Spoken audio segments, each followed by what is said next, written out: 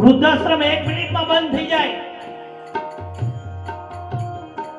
દરેક સમાજની અંદર એક નવો કાયદો આવી જાય ને કે જે ઘરમાં મા બાપ દુખી હોય, જે ઘરમાં મા બાપ વૃદ્ધાશ્રમ ગયા હોય અને જેને સાસુ સસરા ન ગમતા હોય, જેને મા બાપ ન ગમતા હોય, એની દીકરી લેવી નહીં ને એને દેવી નહીં હો. કારણ કે વડીલો, તમે એની દીકરી લેવો ને તમારે ક્યારેક વૃદ્ધાશ્રમમાં જવાનો વારો આવશે આવશે ને આવશે. કારણ કે જાતિ સ્વભાવ કોઈ દી ન જાય મારા બાપ.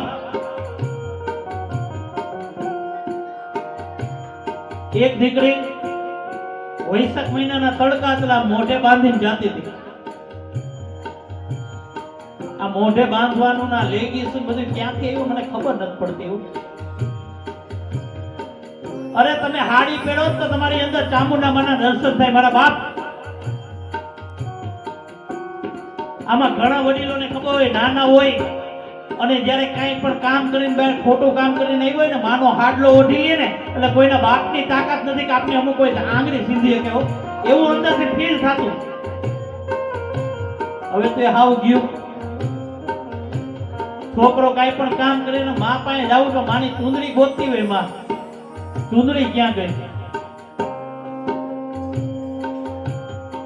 માતાઓ, મેં કીધું આપણી સંસ્કૃતિમાં માયા દેખાડે પણ કોઈને કાયા ન દેખાડે એવું. એટલે હું વાત કરતો હતો કે 1 મિનિટમાં વૃદ્ધાશ્રમ બંધ થઈ જાય.